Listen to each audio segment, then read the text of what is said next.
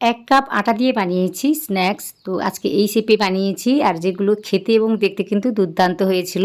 তো আপনারা রেসিপিটি প্রথম থেকে শেষ পর্যন্ত অবশ্যই দেখবেন। যদি ভালো লাগে সেটা কমেন্ট করে জানাবেন। সাথে, সাথে ভিডিওতে একটা লাইক দিয়ে চ্যানেলটাকে সাবস্ক্রাইব করে নেবেন। তো এইভাবে আমাকে সাপোর্ট করবেন। আমার চ্যানেলে কিন্তু এইরকম রেসিপি বলতে অনেক রকমের রেসিপি আমি আপলোড করে রেখেছি। ওইগুলো দেখবেন।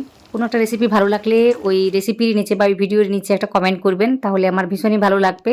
তাহলে চলুন আজকে রেসিপিটি দেখে নেওয়া যাক কীভাবে আমি বানিয়েছি। তো এটা বানানোর জন্য আমি আজকে নিয়েছি 1 কাপ আটা। আটার সাথে অল্প একটু লবণ আর আমি জল দিয়ে একটা ডো মেখে নিয়েছি। তো যেভাবে আমরা রুটির জন্য ডোটাকে মেখে থাকি বা বানিয়ে থাকি ঠিক সেভাবে কিন্তু ডোটাকে তৈরি করে নেব। না হলে একটা কাজ করতে পারেন, যদি আগে থেকে কোনো ডো বেঁচে যায়, বলতে অনেক সময় দেখা যায় যে বাড়িতে রুটি বানাচ্ছি একটু ডো বেঁচে গেল, তো ওটাকে আমরা ফ্রিজে রেখে দিই। তো মোটামুটি ওই ডোটাকে নিয়েও কিন্তু কাজ করতে পারেন। অল্প একটু ডো থাকলে কিন্তু অনেকগুলো রেসিপি বানিয়ে নিতে পারবেন।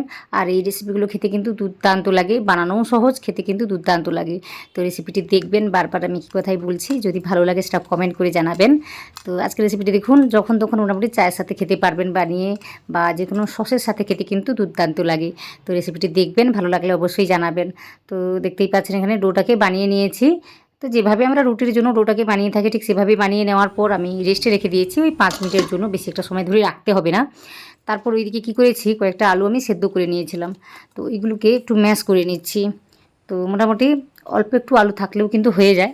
তো আজকে আমি 2টো আলু নিয়েছি, নিয়ে এটাকে ম্যাশ করে নিচ্ছি। এতে কিছু আমি উপকরণ মেশাবো, যে কারণে খেতে কিন্তু দুর্দান্ত লাগবে। তো আমি প্রথমে দিয়েছি পেঁয়াজ কুচি, তারপর দেবো আমি লবণ। তো পরিমাণটা বুঝে শুনেই দিতে হবে। দেওয়ার পর এতে আমি দিয়েছি জিরে গুঁড়ো। তো মোটামুটি এটা ভেজে রেখেছিলাম, সেই গুঁড়ো এটা দিয়েছি আমি, বলতে ভাজা জিরে গুঁড়ো। তারপর দিয়েছি আমি ধনে গুঁড়ো। তো আমার কাছে চাট মশলা ছিল না, যে কারণে আমি দিইনি। আপনাদের কাছে থাকলে অবশ্যই দেবেন, খেতে কিন্তু খুবই ভালো লাগে, টেস্টি লাগে। তারপর একটু লঙ্কা গুঁড়ো দিয়েছি আমি। তারপর দিয়েছি ধনেপাতা কুচি, অল্প করে দিয়েছি। দিয়ে না সব কিছুকে ভালোভাবে মিশিয়ে নেব। তো এই পুরটাকে কিন্তু টেস্টি করে বানাতে হবে, যে কারণে খেতে কিন্তু ভালো লাগবে। তো চাট মশলা থাকলে অবশ্যই দেবেন, অল্প করে দেবেন, তাহলে ভালো লাগবে। বা আমচুর পাউডার যেটা থাকবে সেটা দিতে পারেন, ওই হাফ চামচ দিতে পারেন, তাহলে ভালো লাগবে। তো এটাকে মেখে নিয়েছি। তারপর আমি কী করেছি, ওইদিকে 5 মিনিট হয়েছে মোটামুটি। ততক্ষণে কিন্তু আরও সুন্দরভাবে সফট হয়ে গিয়েছে, দেখতেই পাচ্ছেন। তো মোটামুটি একটু সময় ধরে রেখে দিলে কিন্তু এইভাবে কাজটি হয়ে যায়। তো এই ডোয়ের থেকে না কয়েকটা লেচি আমি তৈরি করে নিচ্ছি। তো একটু বড় করে কাজটি করছি। তো একটু বড় করে কাজটি করলে কিন্তু খুব ভালোভাবে ফলটা পাওয়া যায়। তো আমি মোটামুটি মাঝারি রেখে কাজটি করছি, যেহেতু আমার কাছে ছোট্ট একটা বিল্ডিং কাঠ রয়েছে। তো মোটামুটি ওটা বুঝে শুনে আমি কাজটি করে নিয়েছি। তো একটা লেচি নিয়ে আমি বেলে নিচ্ছি। তো যেভাবে আমরা রুটিটাকে বেলে নিই ঠিক সেভাবে কিন্তু বেলে নিতে হবে। খুবই সিম্পল একটি রেসিপি, কিন্তু খেতে দুর্দান্ত লাগে। তো একবার হলেও বানাবেন আমার রেসিপিটি দেখে, আশা করি আপনাদের অনেক ভালো লাগবে। তো দেখতেই পাচ্ছেন, ডোটাকে যখন তৈরি করবেন তখন একটু শক্ত করে তৈরি করতে হবে, কারণ দেখতেই পাচ্ছেন এখানে কিন্তু অনেকটাই নরম হয়ে গিয়েছে। তো একটু সময় ধরে রেখে দিলে কিন্তু এতটাই সফট হয়ে যায়। তো যে কারণে বলেছিলাম একটু শক্ত করে ডোটাকে তৈরি করবেন, খুব বেশি শক্ত না, মোটামুটি। আশা করি বুঝতে পেরেছেন আমি কি বলতে চাইছি। তো দেখতেই পাচ্ছেন একদম বড় করে একটা রুটির আকারে বেলে নিয়েছি। তারপর ওই যে আলুর মাখাটা রেখেছি, তো ওটাকে আমি দিয়ে দিচ্ছি। তো একটু বেশি করে দেওয়ার চেষ্টা করবেন, এতে করে কিন্তু খেতে বেশ ভালো লাগে। তো আমি এখানে অনেকটাই কিন্তু দিয়েছি, দেখতেই পাচ্ছেন। আর এই আলুর পুরটাকে না সুন্দরভাবে স্প্রেড করে দিচ্ছি। তো হাত দিয়ে বা চামচ দিয়ে মোটামুটি স্প্রেড করলে স্প্রেড করা হয়ে যায়। তো একটু সময় লাগবে ঠিকই, কিন্তু কাজটি হয়ে যাবে। তো আমি একদম স্প্রেড করে নিচ্ছি, তারপর দেখাচ্ছি। তো দেখতেই পাচ্ছেন এইভাবে কিন্তু কাজটি হয়েছে। আর একটু বেশি করে দিলে কিন্তু খেতে ভালো লাগে, বারবার একই কথাই বলছি। তো বুঝে শুনে কাজটি করে নেবেন। তো এইভাবে কাজটি করে নিয়েছি। তারপর আমি কি করব, আমি যেভাবে শেপটা দিচ্ছি ওইভাবে শেপটা দিবেন, তাহলে কি হবে, ওই হার্ট শেপে কিন্তু রেসিপিগুলো তৈরি করতে পারবেন। তো এইভাবে মোটামুটি আমি আমি রোলের মতো একদিক থেকে তৈরি করে চলে যাচ্ছি।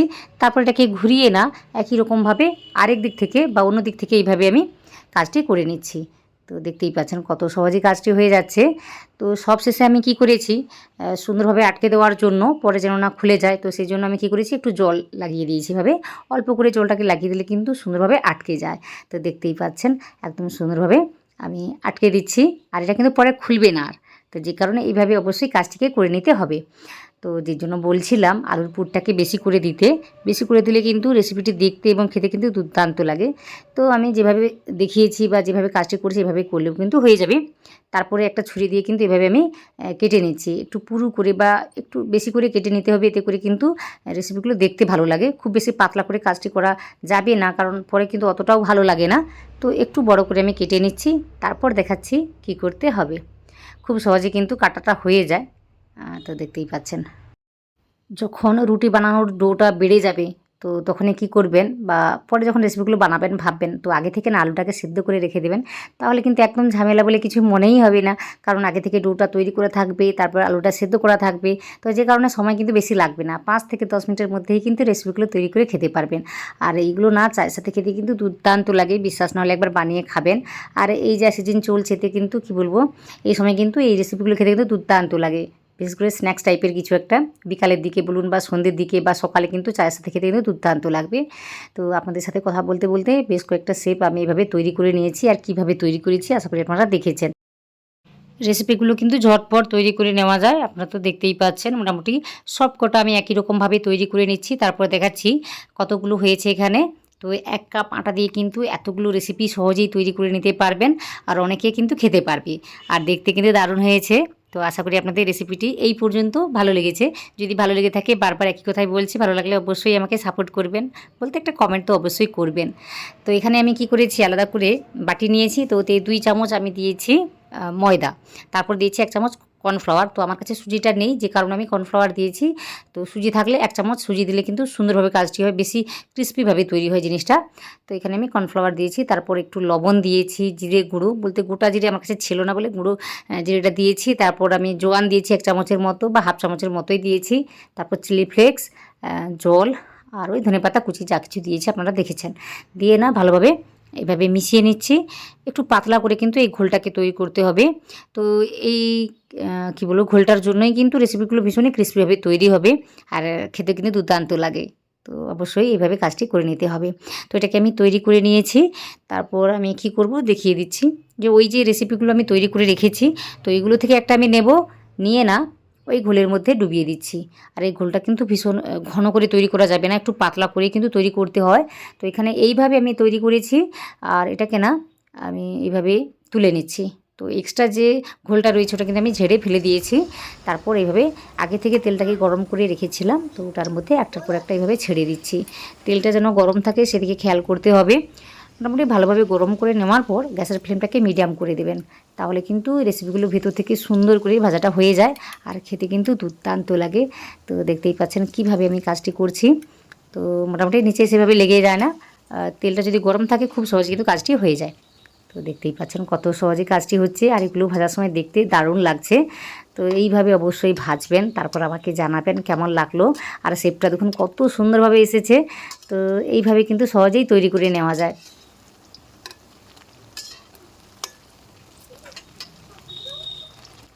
2 থেকে 3 মিনিট সময় লাগবে, বেশি কিন্তু লাগবে না। এই সময়ের মধ্যেই কিন্তু উল্টে পাল্টে লাল করে ক্রিস্পি করে ভেজে নিতে হবে।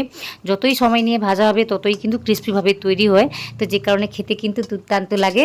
তো দেখতেই পাচ্ছেন আমি কিন্তু অনেকটাই লাল করে ভেজে নিয়েছি। তো একটু সময় নিয়ে অবশ্যই ভাজবেন, খেতে কিন্তু খুবই টেস্টি লাগে।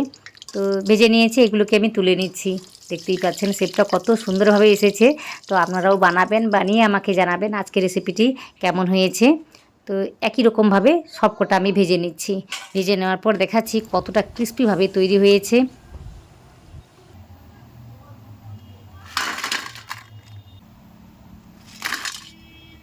আজকে এইটুকু, দেখা হচ্ছে অন্য কোনো একটা রেসিপি নিয়ে, বলতে অন্য কোনো একটা পর্ব নিয়ে।